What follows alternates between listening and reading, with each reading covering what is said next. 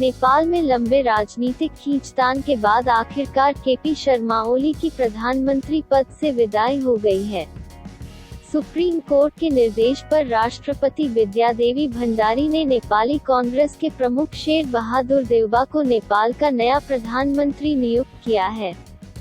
राष्ट्रपति भंडारी ने संविधान के अनुच्छेद 76(5) के तहत शेर बहादुर देउबा को प्रधानमंत्री बनने का ऑफर दिया था, जिसके बाद देर शाम लंबे सियासी ड्रामे और मान मनौवल के बाद देउबा ने प्रधानमंत्री पद का शपथ ग्रहण कर लिया। देउबा के प्रधानमंत्री बनने की खबरों के बाद से ही भारत नेपाल संबंधों पर एक बार फिर बहस शुरू हो गई है।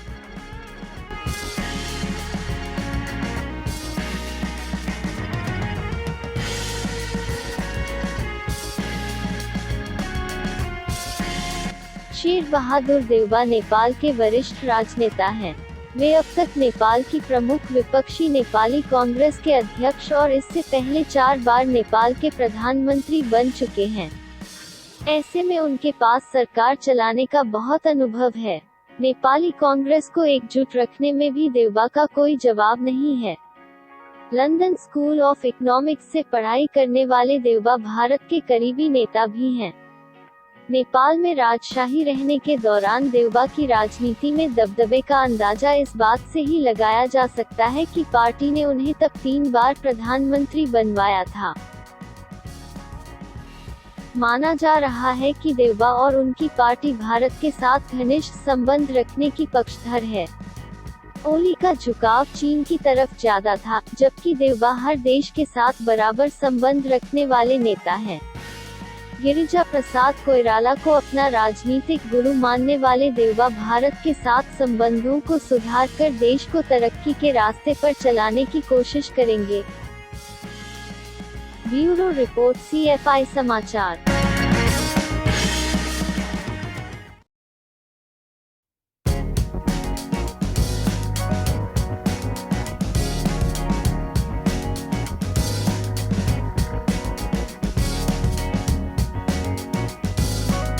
दक्षिण अफ्रीका में पूर्व राष्ट्रपति जेकब जुमा को जेल भेजने के बाद भीषण हिंसा, लूटपाट और आगजनी का दौर शुरू हो गया है।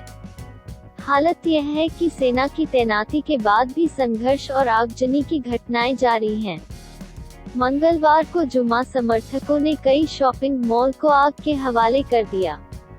पिछले 5 दिनों से जारी इस हिंसा में अब तक 72 लोग मारे गए हैं और सैकड़ों लोगों को अरेस्ट किया गया है। खबरों के मुताबिक दक्षिण अफ्रीका में यह पिछले कुछ दशकों में सबसे भीषण हिंसा है। No, any political cause that can justify the violence and the destruction. Police ने एक बयान जारी करके कहा कि प्रदर्शन के शुरू होने के बाद अब तक 72 लोग मारे गए हैं। पुलिस ने कहा कि ज्यादातर लोग दुकानों में लूटपाट के दौरान भगदड़ मचने से मारे गए। सबसे ज्यादा हिंसा गाउतेग और क्वाजुलु नटाल प्रांतों में हो रही है।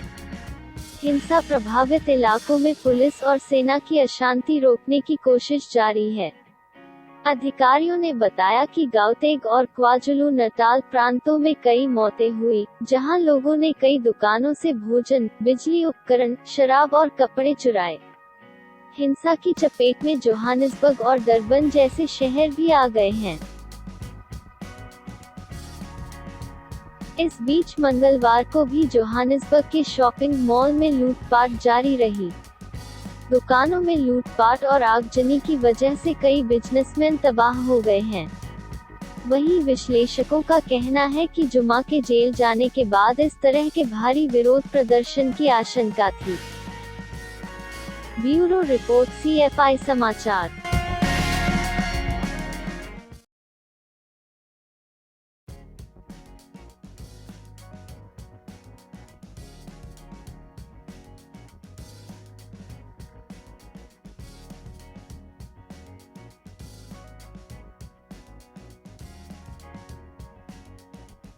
चीन के सुझोउ शहर से एक बड़े हादसे की खबर सामने आई है। रिपोर्ट्स के मुताबिक पूर्वी चीन के सुझोउ शहर में एक होटल के ढहने से कम 8 लोगों की मौत हो गई है। अधिकारियों द्वारा मंगलवार को दी गई जानकारी के मुताबिक इस घटना में 9 अन्य लोग लापता हैं, जबकि 6 लोगों को सुरक्षित बचा लिया गया है।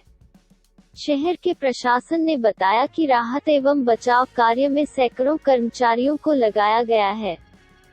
सूचना प्रशासन ने सोशल मीडिया पर बताया कि होटल की इमारत सोमवार दोपहर में गिरी थी। कर्मचारियों ने रात भर जीवित बचे लोगों की तलाश की। बचाव अभियान में डॉग स्क्वाड, क्रेन, सीढ़ियों तथा मेटल कटर का इस्तेमाल किया गया।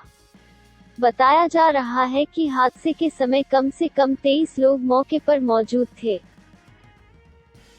चीन में होटल बुक करने वाले ऐप सी ट्रिप के अनुसार 54 कमरे वाला सिजी केयुआन होटल 2018 में खोला गया था।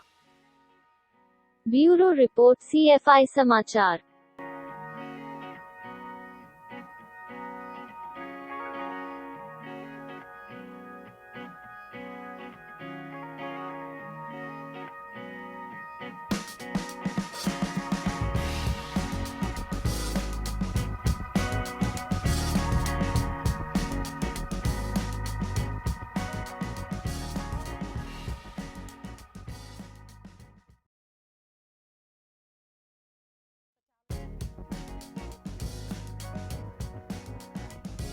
पाकिस्तान में चीनी नागरिकों से भरी एक बस में हुए भीषण बम धमाके में कम से कम 10 लोगों की मौत हो गई है।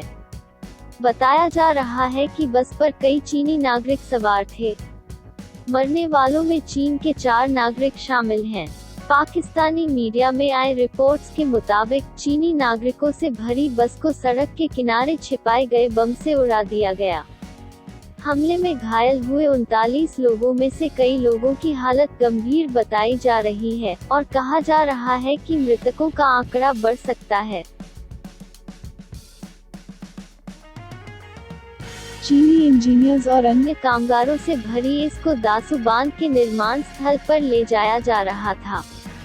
इस घटना में पाकिस्तानी सेना के कुछ जवानों की भी मौत की खबर है, जो चीनी नागरिकों की सुरक्षा में तैनात थे। हमले में घायल हुए सभी लोगों का स्थानीय अस्पताल में इलाज चल रहा है। एक वरिष्ठ अधिकारी ने बताया, ऊपरी कोहिस्तान में चीन के इंजीनियरों को ले जा रही बस में ब्लास्ट हुआ है। इस हमले में कई लोगों की मौके पर ही मौत हो गई है। चीन की सरकारी समाचार एजेंसी शिन्हुआ ने बताया कि हमले में कम से कम 10 लोग मारे गए हैं, जबकि 39 घायल हुए हैं। ब्यूरो रिपोर्ट CFI समाचार।